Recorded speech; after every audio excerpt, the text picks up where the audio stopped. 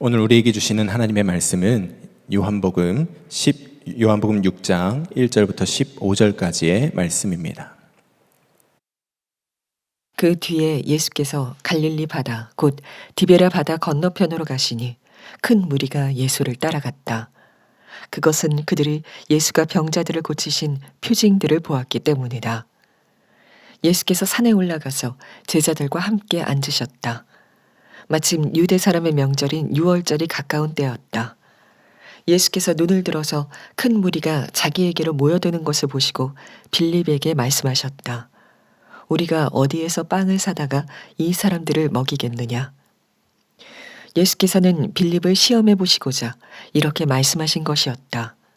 예수께서는 자기가 하실 일을 잘 알고 계셨던 것이다. 빌립이 예수께 이렇게 대답하였다. 이 사람들에게 모두 조금씩이라도 먹게 하려면 빵 200데나리오너치를 가지고서도 충분하지 못합니다. 제자 가운데 하나이며 시몬 베드로와 형제간인 안드레가 예수께 말하였다. 여기에 보리빵 5개와 물고기 2마리를 가지고 있는 한 아이가 있습니다. 그러나 이렇게 많은 사람에게 그것이 무슨 소용이 있겠습니까? 예수께서는 사람들을 앉게 하여라 하고 말씀하셨다. 그곳에는 풀이 많았다. 그래서 그들이 앉았는데 남자의 수가 5,000명쯤 되었다. 예수께서 빵을 들어서 감사를 드리신 다음에 앉은 사람들에게 나누어 주시고 물고기도 그와 같이 해서 그들이 원하는 대로 주셨다.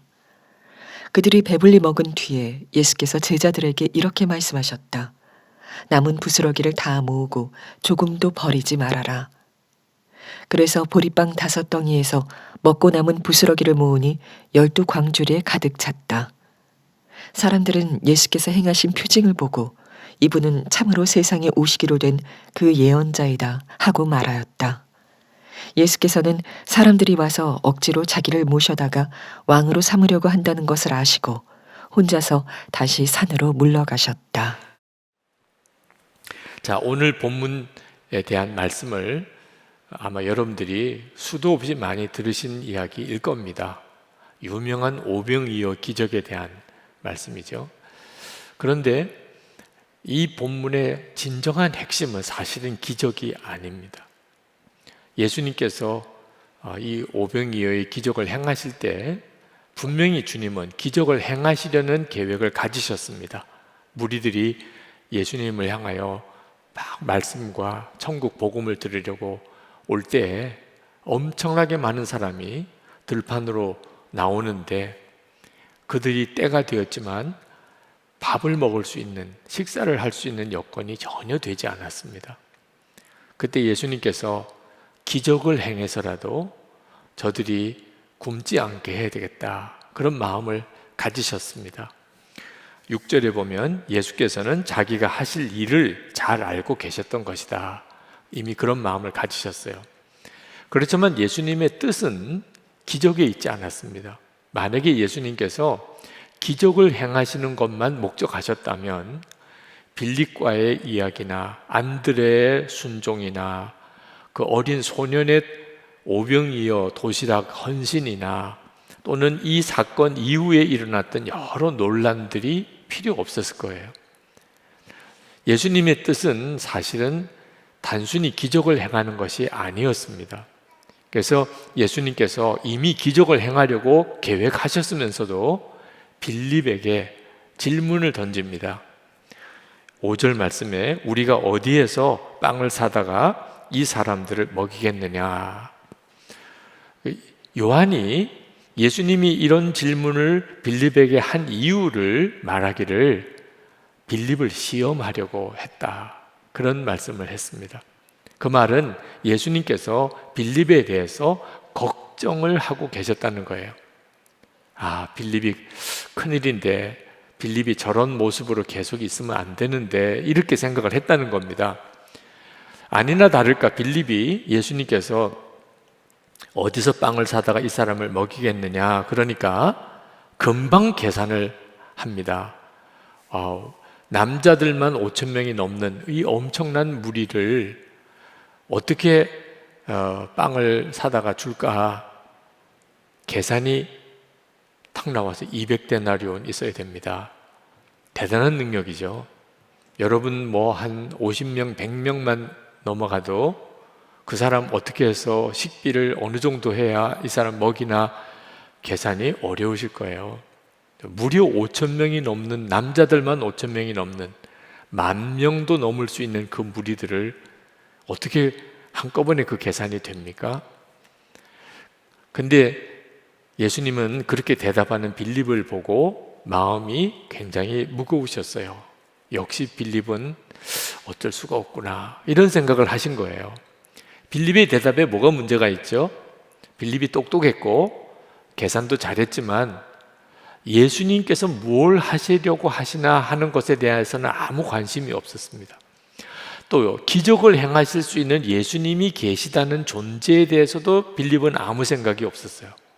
그냥 자기가 할 수 있는 거, 자기가 가지고 있는 거, 자기 능력만, 오로지 그것만 생각하고 고집했던 사람이 빌립이었어요. 아무것도 할 수 없다는 겁니다. 그냥 돌려보내세요. 가서 밥 먹고 오도록 하세요. 이렇게 생각했던 거죠. 자, 그런데 그때 안드레가 어린 아이가 가지고 온 도시락을 가지고 옵니다. 보리떡 5개와 물고기 2마리가 있었어요. 안드레도 사실 그것 가지고서 5,000명을 먹일 수 있을 거라고는 생각 안 했습니다. 9절에 보니까 그러나 이렇게 많은 사람에게 그것이 무슨 소용이 있겠습니까? 안드레도 사실 소용없는 일이라고 생각했어요. 그렇지만 안드레가 빌립하고 달랐던 것은 빌립은 계산이 안 되니까 아예 안 했습니다. 근데 안드레는 도대체 계산이 안 되는 일이지만 예수님께서 이 무리들을 먹이려고 하신다는 것은 알았어요. 그러니까 이게 믿어지지도 않고 이해도 안 되지만 그래도 할 수 있는 한 최선은 다했습니다. 어디 음식은 없는지 찾아보니까 어린아이가 보리떡 5개, 물고기 2마리, 아주 초라한 도시락을 가지고 왔어요. 그거 가지고 예수님에게 달려온 겁니다. 계산도 안 되고 논리도 없어요. 그렇지만 한 가지 분명한 것은 주님이 이 무리들을 먹이려고 하시는 것은 알았고 자기가 할 수 있는 것은 그것밖에 없었지만 일단 그거라도 가지고 순종의 걸음을 내디딘 거죠. 예수님은 그런 안드레의 순종을 통하여 5,000명의 무리를 먹이고 그리고 12광주리를 남깁니다. 그 엄청난 일을 하신 거죠. 저는 이 말씀을 오병이어의 기적을 읽을 때마다 마음이 이렇게 찔리는 것이 제가 빌립 같은 성향의 사람이 있기 때문입니다. 무언가를 따져보고 계산도 해보고 논리적으로 맞춰보고 난 다음에 이해가 되고 또 믿어지면 그 다음에 뭔가 행동으로 옮기는 스타일입니다. 근데 주님은 저에게 나는 네가 안드레 같은 믿음을 갖기를 원한다, 그렇게 말씀하시는 것 같아요. 저 같은 성향의 사람에게 정말 마음 찔리는 이야기죠. 여러분, 오병이어의 기적이 지금도 일어날까요? 믿어지지 않을 만큼 놀라운 기적이지만 실제로 우리 삶 속에 계속 오병이어의 기적이 계속 일어납니다. 아마 여러분 중에도 여러분의 인생 간증을 하게 허락한다면 아마 오병이어의 기적을 간증할 분들이 꽤 있으실 거예요. 제가 선한목자교회 부임에 와서 20년 가까이 목회하면서 지금 우리 교회가 오병이어의 기적의 현장이라고 그렇게 생각이 듭니다. 지난 20년 동안 정말 안드레 같은 순종, 이 소년의 오병이어를 드리는 것 같은 헌신이 우리 교회 안에 많았습니다. 그랬던 일들이 다 쌓여서 지금 이 선한목자교회가 된 거예요. 제가 처음 이 오병이어의 역사를 경험해 봤던 것이 제가 부산의 담임 목사로 34살 때 담임 목사로 부산 부임에 갔을 때입니다. 전임 목사님이 어렵게 예배당을 건축을 하시다가 완공은 되셨는데 갑자기 돌아가셔서 이제 후임자로 제가 가게 됐는데 교회는 건축비 부채가 꽤 있었습니다. 교회 상황이 건축 헌금을 하자고 말할 상황이 아니더라고요. 저도 그 건축 헌금에 대해서 지금 이렇게 교우들에게 같이 의논할 만한 분위기가 아니라고 느끼고 있었는데, 기도 많이 하시는 권사님, 여자 권사님 한 분이 찾아오셨어요. 그리고는 봉투를 하나 내미시는데, 그동안에 자녀들이 이렇게 저렇게 용돈으로 주었던 것들을 안 쓰시고 다 모아두신 것을 그냥 다 가지고 오신 겁니다. 목사님 새로 오셨는데 교회에 부채가 많은 것은 덕스럽지도 못하고 목사님 목회에도 짐이 될 것 같습니다. 목사님 건축헌금 하십시다.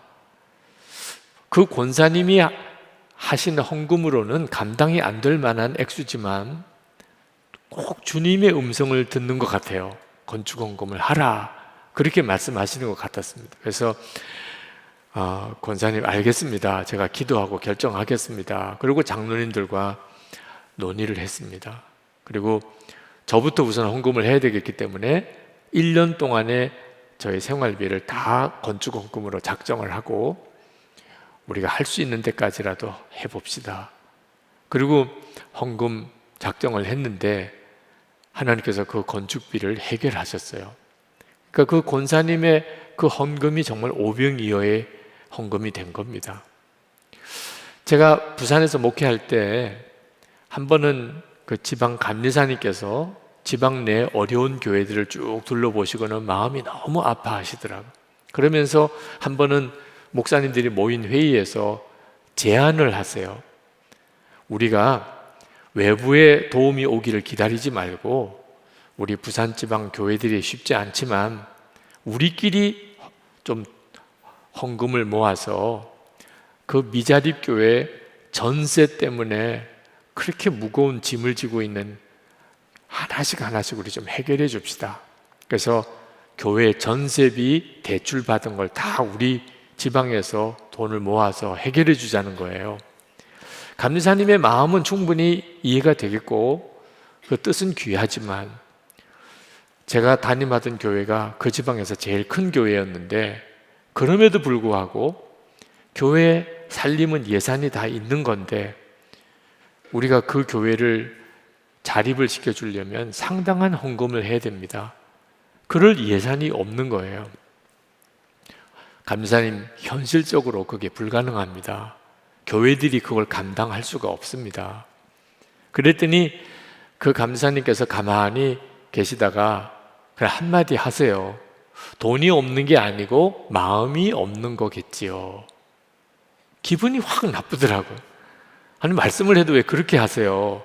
저는 감리사님의 뜻은 귀하지만 실제로 그것을 위해서 교회들이 헌금을 모으려면 현실적으로 가능해야 되지 않겠느냐, 그런 말씀을 드린 건데, 계산도 해보고 따질 건 따져도 보아야지 무조건 좋은 뜻이라고만 밀어붙이면 안 되잖아요.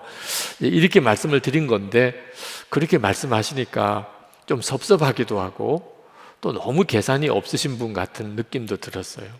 근데 참 이상하게도 돈이 없는 게 아니고 마음이 없는 거겠지요 라는 말이 계속 머릿속에 맴도는 거예요.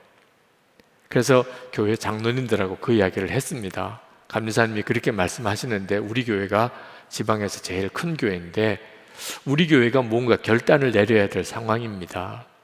근데 교회 예산이 없다는 거예요. 그러면 우리 주일에 교인들이 한번 자유롭게 헌금이라도 한번 할 수 있게 합시다. 그랬더니 장로님께서 그럼 예산은 없는 거지만 그건 할 수 있지 않겠느냐, 그래서 동의가 되셨어요. 그래서 주일에 교우들에게 광고를 하고 그리고 헌금을 자유롭게 하셨습니다. 그런데 몇몇 교우들이 마음에 크게 감동을 받고 꽤 큰 액수의 헌금을 이렇게 해주셔서 1,000만 원이 넘게 헌금이 된 겁니다. 그래서 감리사님께 그 말씀을 드렸더니 감리사님이 정말 기뻐하면서 다른 교회 가서 다 말씀을 하신 거예요. 그 교회가 이렇게 했다더라. 다른 교회도 자극을 받으시고 다른 교회도 다 이렇게 십시일반 모아져서 진짜 한 교회에 전세 대출이 다 해결이 됐어요. 제가 그때 주님의 마음을 품고 한 걸음씩만 순종해 가면 진짜 오병이어의 기적이 실제로 우리의 삶 속에 그대로 이루어지는구나 하는 것을 깨달았어요. 제가 선한목적교회에 와서 도무지 감당이 안 되는 교회 상황에서 그래도 한 걸음씩 나아갈 수 있었던 이유는 오병이어의 역사가 지금도 일어나는 것을 실제로 경험을 했기 때문입니다. 여러분, 우리가 예수님을 진짜 믿는다면 주님께서 하시려고 하는 것이 무엇인지를 확인해 보기도 전에 우리 계산과 생각으로 안 된다, 못한다 하는 말을 섣불리 하는 것. 여러분, 예수 믿는 우리가 하는 말은 예수님의 권위와도 연결되어 있어요. 우리가 안 된다, 못한다 하는 말은 예수님도 못하신다는 뜻이 됩니다. 그러니까 이건 얼마나 참 심각한 일이에요. 그러니 우리가 하나님 앞에 말 한마디라도 주님을 바라보고 주님의 뜻이 무엇인지 묻고 주님도 못하실까? 그 점에 대해서 확인한 다음에 말도 해야 하는 겁니다. 주님의 생각은 우리와 너무너무 다르시더라고요. 매번 어떤 상황이든 처음에 떠오르는 내 생각과 판단이 있습니다. 그런데 주님의 뜻이 무엇인지 묻고 또 물으면 주님의 생각은 제 생각과 다를 때가 너무너무 많습니다. 이번 이 오병이의 기적에도 그 보리떡 5개 물고기 2마리로 5,000명이 넘는 무리들을 다 먹인 엄청난 기적이 일어났는데 그 떡 부스러기를 버리지 말고 다 모으라는 거예요. 그 모아봤더니 12광주리가 되더라는 겁니다. 그 엄청난 기적을 행하신 분으로서는 잘 이해가 안 되는 말씀을 하신 거예요. 만약에 떡이 더 필요하면 기적을 더 행하시면 되잖아요. 굳이 먹고 남은 부스러기를 모아가지고 12광주리나 만들 이유가 있겠어요? 절약을 하라는 건가? 낭비하지 말라는 뜻인가? 그렇지가 않습니다. 이제 다음번 요한복음 6장 하반절까지 읽어보시면 알지만 예수님께서 지금 이 떡을 그 무리들에게 먹이신 것은 단순히 배고픔을 해결하려고 하심이 아니었어요. 예수님이 진짜 주시고 싶으신 것은 생명의 떡, 예수님 자신이었습니다. 그래서 내 살을 먹으라는 말씀을 이제 나중에 하세요. 그러니까 예수님께서는 떡을 떼어 주시면서 주님의 마음은 이것이 내 몸이다 라고 하는, 그러니까 그 부스러기 하나라도 버리지 말라는 거예요. 그게 주님의 몸이라고 주님은 여기셨으니까. 그래서 12광주를 모은 거예요. 그러니 우리가 그것을 어떻게 다 이해할 수 있겠어요? 우리가 항상 주님께 집중하고 주님께 관심을 기울이고 살아야 비로소 주님이 무엇을 원하시는지를 우리가 알게 됩니다. 오병이의 기적이 일어나고 사실은 예수님에게는 굉장한 어려운 일이 생깁니다.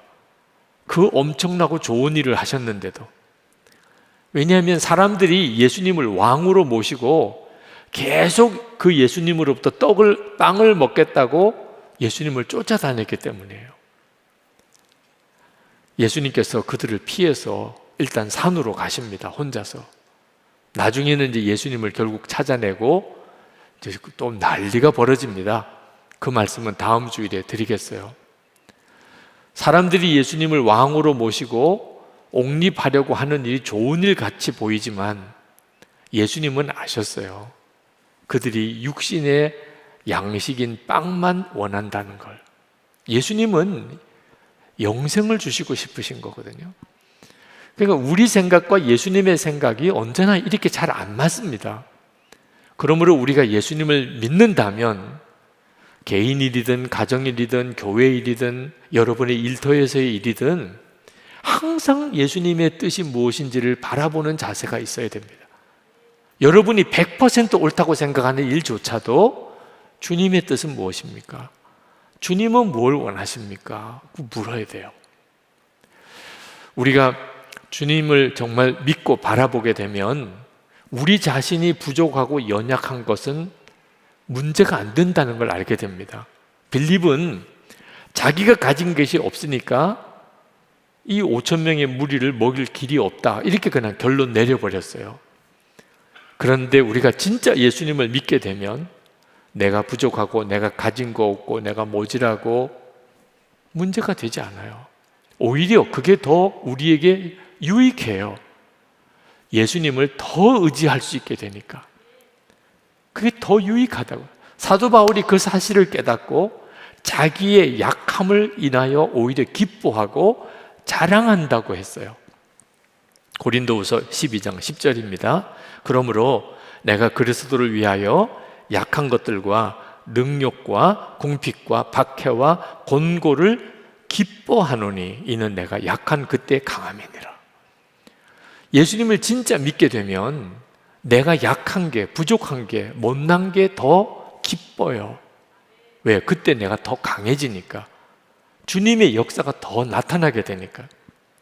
그래서 하나님이 하나님의 택한 제자를 부르실 때 미련한 자를 택하여 지혜로운 자를 부끄럽게 하려 하시고, 약한 자를 택하여 강한 자를 부끄럽게 하려 하시고, 천한 거, 없는 거, 멸시받는 거, 그런 사람을 일부러 택하신다는 거예요.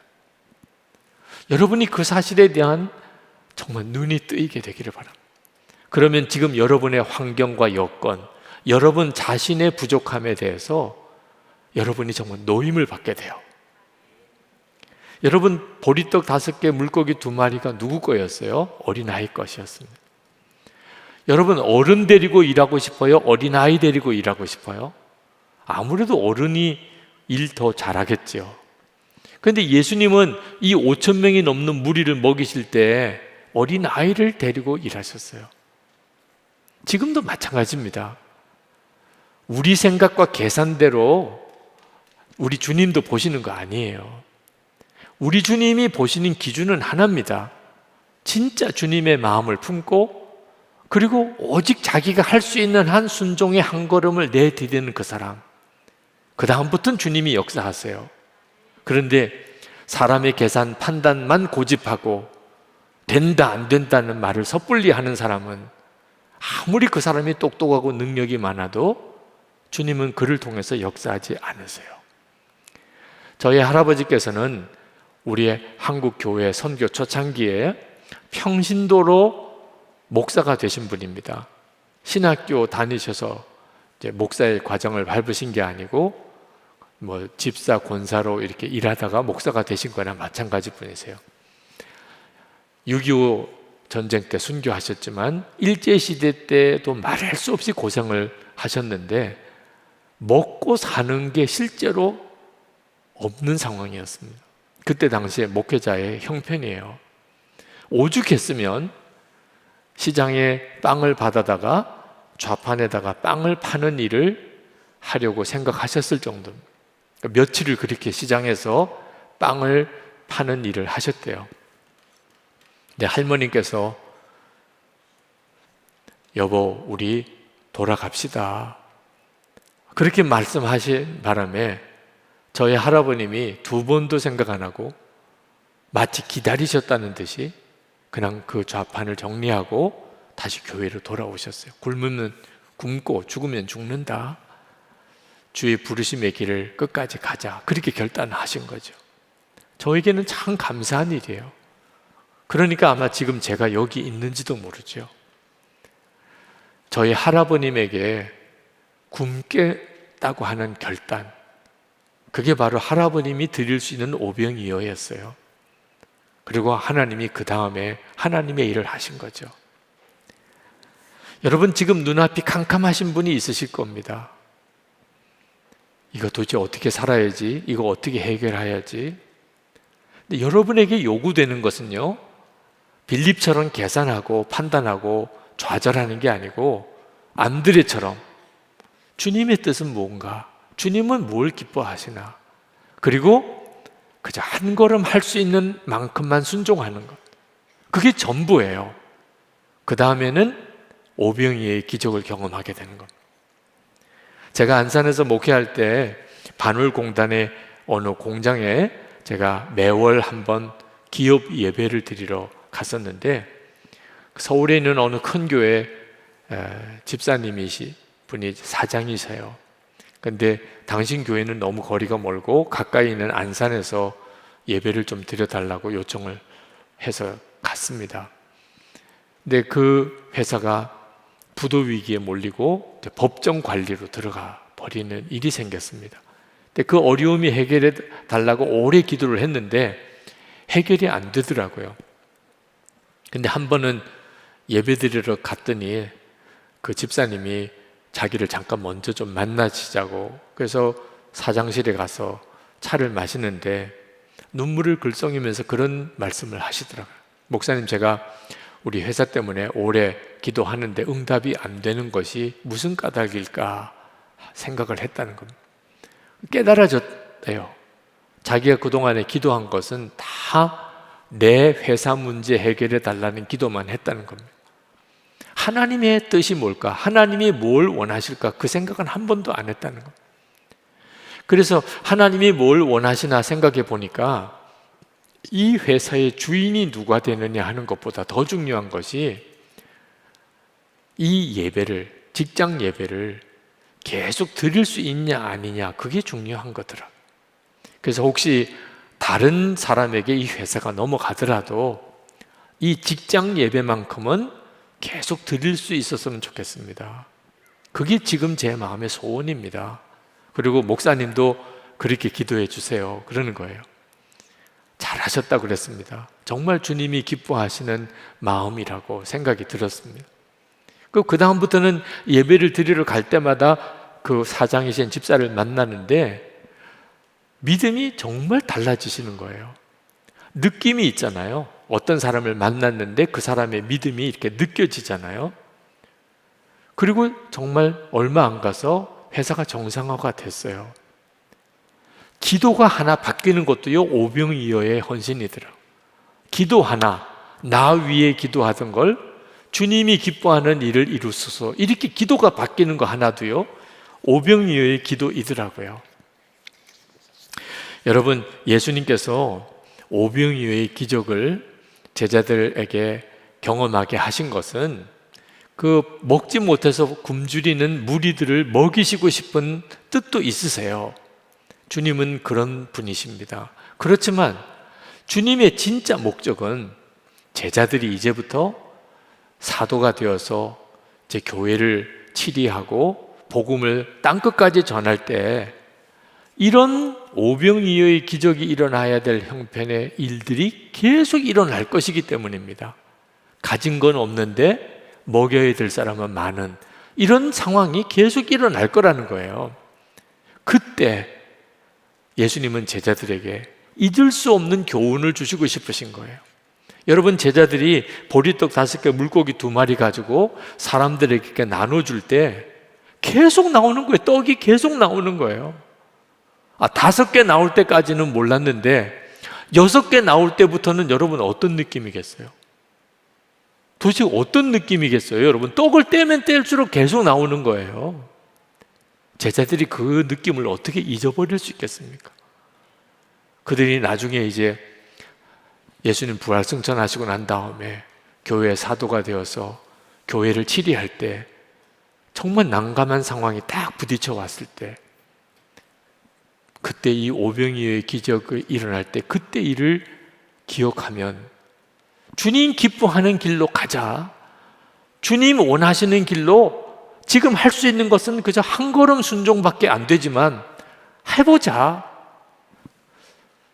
그렇게 할 수 있었던 믿음이 이때 생긴 거죠. 여러분들도 주님을 바라보고 한 걸음 순종의 걸음을 나가는 이 경험이 여러분에게 너무너무 중요해요. 여러분, 출애굽한 이스라엘 백성이 가나안 땅에 들어갈 때 가나안 백성들이요 훨씬 강했습니다. 성도 있고 무기도 있고 군사도 훈련되고, 이스라엘 백성들은 오합지졸인 거나 마찬가지고 사실 난민이죠. 난민. 40년 동안이나 광야에서 뒹굴었던 거의 정말 거린과도 같은 그런 행색이었을 거예요. 그런데 가나안 거민들이 무서웠다는 거예요. 이 이스라엘 백성들이. 도대체 뭐가 무서웠을까요?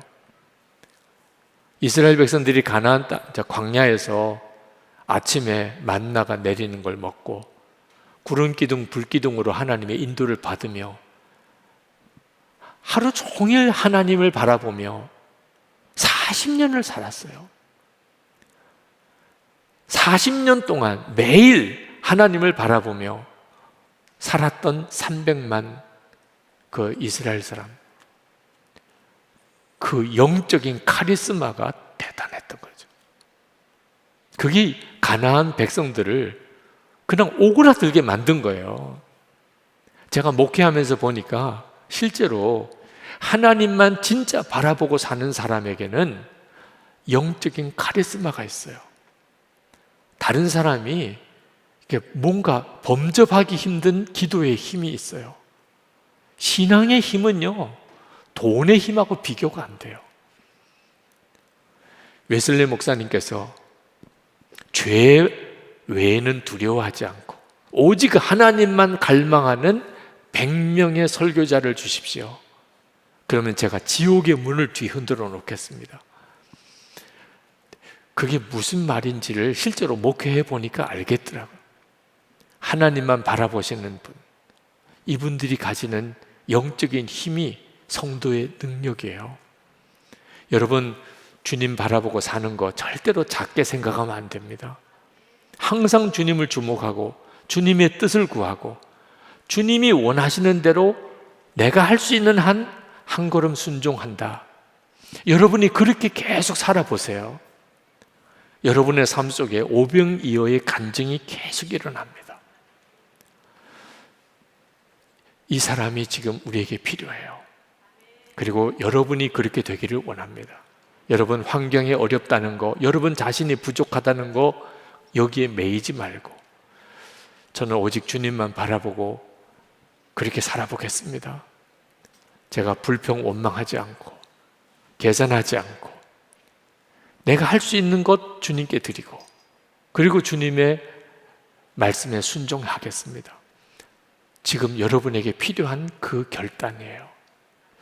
여러분 중에 이제 기도할 때 하나님, 제가 정말 그렇게 살아보겠습니다. 주님만 주목하고 주님의 뜻이라면 제가 무조건 순종의 걸음을 안드레처럼 제가 한번 해보겠습니다. 이 소년처럼 주님께 내 가진 것 전부 주님께 드리고 주의 뜻을 위하여 쓰임 받고 싶습니다. 그렇게 정말 결단하시는 분은 오늘도 한번 일어나서 기도해 보십시다. 하나님께서 여러분의 그 결단을 귀하게 받으실 줄 믿고 제가 축복하고 싶습니다. 영상으로 예배 드리시는 분들도 여러분이 그런 마음이 있으신 분들은 자리에서 일어나서 기도해 보시기 바랍니다.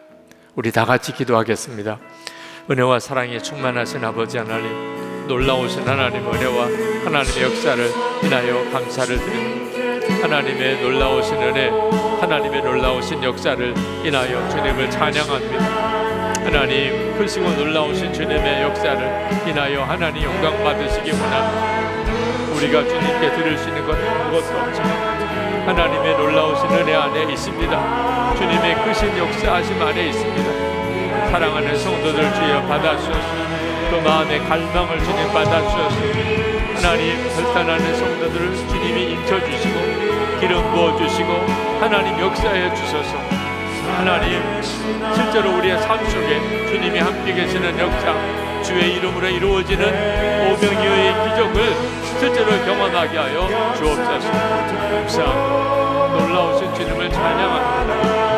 하나님 감사합니다. 아버지 하나님, 우리를 받아주소서. 정말 저희들이 원합니다. 말씀이 그대로 우리의 삶 속에 이루어지기를, 우리도 오병이어의 기적의 역사 속에 있기를 주님만 바라보며 주님만 갈망하며 주님이 원하시는 것을 오직 순종하는 삶을 살기를 원하는 사랑하는 성도들, 그 마음이 간절하여 일어나서 결단하는 이들, 주님의 성령에 사로잡히게 하소서. 주를 바라보는 눈을 더욱 열어주시고 주님께 온전히 순종의 삶을 살게 하셔서 저들을 통하여 가정 안에, 교회에, 저의 일터에, 사역의 현장에 하나님의 역사를 이루게 하소서. 오늘도 11조와 감사헌금과 선교헌금과 그리고 구제헌금과 건축헌금을 봉헌하는 성도들, 하나님, 우리의 간절한 사랑과 헌신과 감사를 주님께 올려드립니다. 하나님의 놀라운 은혜 안에 살게 하소서. 하나님, 이 나라도 우리 민족도 주님께 부탁합니다. 하나님이 세우신 그 지도자가 대통령으로 하나님의 법이 이 나라의 법이 되게 하시고 민족이 복음으로 통일되고 북한에 억류된 주의 종들이 속히 석방되게 하소서. 김국기 목사님, 김종욱 목사님, 최춘결 선교사님, 장문석 집사님, 이제는 풀려나게 해주소서. 세계 열방의 재앙이 그치고 전쟁이 그치고 주님, 영적 대각성이 일어나게 하소서. 예수 그리스도 이름으로 간절히 기도합나이다. 아멘. 우리 다 일어나셔서 찬양하겠습니다.